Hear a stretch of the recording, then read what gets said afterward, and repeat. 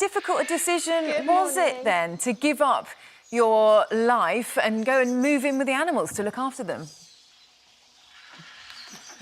It was 50-50. Obviously, the animals are a big part of our life, so it wasn't that bad. But leaving our families behind was definitely a bit of a no. Weren't quite sure what to do. And you're not only there then with some of your co-workers, but I understand that you are sharing your accommodation with some baby penguins as well? Yeah, so they start off at a young age where we're feeding them almost every hour throughout. So they hopefully this Friday can start having sleepovers at work, which would be nice, and we'll get a little bit of an earlier night. But it has been very smelly sharing a flat with some penguins. I am not surprised. Izzy, tell us about these penguins that you've got there. What sort of... They look like they're fighting over your affection there, Izzy. That is exactly what they're doing. This is Peaches here, and this is Paloma. These were hand-reared last year, and they do our meet and greets over in the summer where people can come in and meet our penguins. But obviously, they're not getting that much affection now. There's nobody in. So when we come in and do give them a fuss, they get a bit of sisterhood jealous of each other, who's getting the most attention. So do they miss not having visitors, not seeing people then, or are they, you know, quite pleased to have a bit of peace and quiet? I definitely think these two are missing having visitors. We think it's made a difference. We've got one of our penguins down here, Houdini, who hasn't sat on her eggs. She's quite an old bird now. She's coming up to 30, and normally the visitors are all crowding around her. This year she's managed to sit on her eggs longer than she had in the past about 5 years. So it's made a difference, but these guys are definitely missing the attention. I love the idea of the old bird sitting on her eggs. I don't know why, it just really tickled me. I'm sort of looking at them there, Izzy. It must be strange for you as well, because you're so used to having, you know, hundreds of thousands of tourists flocking in, day out, and sort of talking to them and talking about the animals. Is it strange with it all being so quiet and it just being the animals there?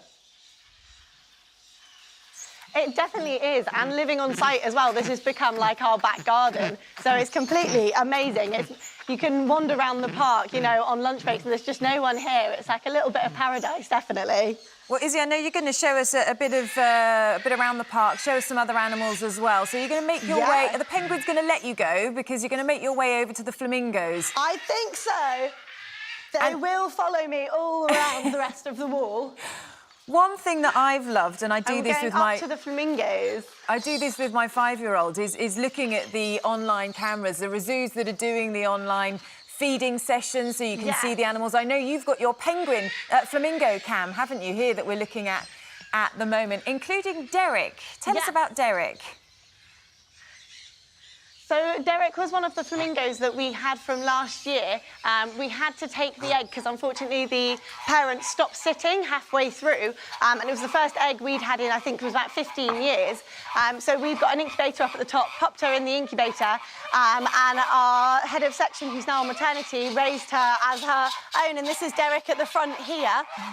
She's the one who's slightly less pink than the others at the moment. She's still growing into her adult feathers. And they're now in their breeding area as well. Right, I might be slightly confused, Izzy, but Derek isn't usually a female name. How did Derek get Derek's name? So when it's just sort of hand-rearing things, names just tend to happen. And then we do a sexing sample a little bit later, because often with animals you can't tell what sex they are until they're older and their plumage comes through.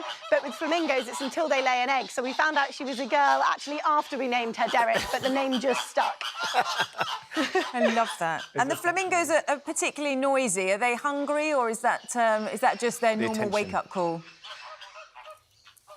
That is, their normal wake-up call, so I can hear them all throughout the night. The house is just over here.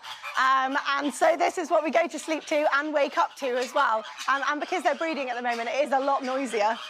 Love that. Well, listen, Izzy, I think you're going to go and make your way to the Red Pandas. We're going to catch up with Sarah Jane, who I think is with the macaws. So we'll leave you for now. We'll come back again shortly. But let's speak to Sarah Jane Gelbert, who is over in another part of the zoo. Good morning to you. Thanks very much for joining us. How has it been for you, then, self-isolating with all the animals? It's been crazy. You hear all sorts of noises at night from all the animals, especially the kids. They scream the loudest. It's been a lot of fun, yeah. And what do your family make of it when you said to them, OK, I've made the decision that I'm not going to stay at home, I'm going to go and live in the zoo and look after the animals for the next few weeks? They were completely fine with it because they know I love the animals, so they weren't too fussed when I left, yeah. Now, look, we can see those macaws just over your shoulder there, Sarah Jane. Tell us about these birds. How are they coping? I mean, we just saw the penguins, you know, as he was saying, they're really missing the company. How are the birds getting on? So the birds are not actually... They're not suffering too much. Every morning they do get let out and they do their normal flying routine because these guys are part of the shows. So they'll do some circuits around the park, they might sit in some trees, and actually, during the shows, they'd only have about a 15, 20-minute slot of this and they decide to go back home. But when everyone's not around, they feel the need to actually spend a lot more time out in the trees, so they actually end up out here for a few hours. So they can enjoy a little bit more freedom because there's less tourists around and about, and you guys can keep an eye on them a bit easier, I guess. Yeah, absolutely. Yeah, if they don't want to come in, we can't force them. So we start putting their food out and they think, oh, it's home time. But if they don't want to come in, then that's their choice. They will eventually come back. Yeah, they always do. I imagine one of the big concerns for you and everybody at the zoo and zoos up and down the country, in fact, globally, are the concerns because financially you need the tourists coming in, you need the visitors in order to pay for the vet's bills and in order to pay for the feed for the animals as well. How concerning is that, the costs that you're having to deal with? I mean, it is quite concerning. We've had a few donations already. We've also got our Amazon wish list, which we've set up, which we have safe toys and foods and everything that we need to look after the animals. And people graciously have been sending us those things, and it's been quite a lot. It's been amazing. It's been really heartwarming, all the donations and everything that we've been sent from everyone. Oh, well, Sarah Jane, thanks very much for talking to us. It's great to see you there with the macaws over your beautiful colours, aren't they, those shoulder. macaws? They're really stunning birds, aren't they? Let's go back to Izzy, who's now there with the red pandas. Welcome back again. So is it breakfast time for the red pandas then? How have they been coping during this time? It is breakfast time. She's having a couple of extra treats today of some grapes, which are her favourite food. This is Scarlet. These guys have been coping well, but they are used to doing red panda experiences where the public can come in and meet our pandas. So obviously we've not been doing any of those at the moment, so they're having a bit of time off from all their celebrity fame. And talk us through the decision that you took as well, because I know for all of you, you know, that have chosen to isolate yourselves at the zoo there, you've all got big families, haven't you? And people that are isolating within those families or are vulnerable, and that's why you've made this decision. Yeah.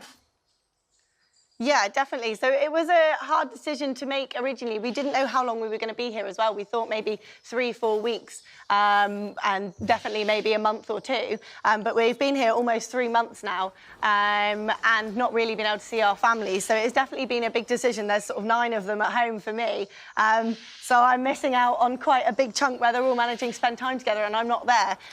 But it was a decision that this is my job and this is what I love. My family are always going to be there, so I definitely need to look after these guys at the moment. Oh. I have to be honest, though, we've got a lot of feedback already from our viewers saying that they're very jealous. Rachel says the heroic zookeepers are amazing. Claire, I'd most definitely prefer to work with and be in lockdown with the animals than the humans any day. Has it been easier, do you think, being with the animals than rather being with the animals at home?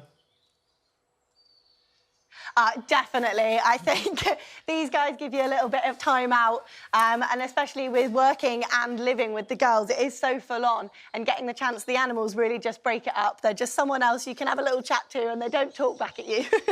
Oh, we've got another person here. Ginger's got in touch on Twitter to say that Izzy should be snapped up to present a wildlife show. So there you go. That could be something to consider for the future then.